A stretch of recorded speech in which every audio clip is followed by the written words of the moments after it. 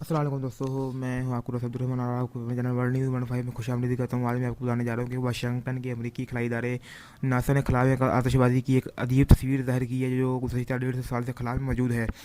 समाजी राब्ते की वेबसाइट है इंस्टाग्राम पर ये तस्वीरें पोस्ट करते हुए नासा ने लिखा कि क्या आप ऐसी आतिशबाजी देखी है जो आस्तिकी से हरकत करे, इतनी आस्तिकी से कि वो 150 साल जारी रहे। नासा के मुताबिक खराब यह आतिशबाजी दरअसल एक सितारे ईटा करीना के फटने से हुई। ये सितारा जवाब तबाह हो चुका है, ज़मीन से 7500 नूरी साल के फासले पर है।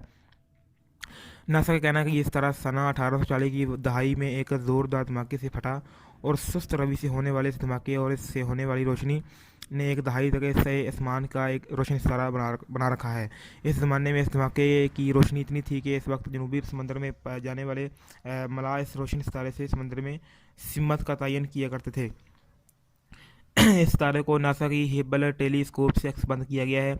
नासा ने मजीद बताया कि ईटा करीना दो सितारों के एक दूसरे के मदार में घूमने के सिस्टम को कहा जाता है। दोनों सितारों की मुश्तरका रोशनी हमारे सूरज की रोशनी से 50 लाख गुना ज़ायद होती है।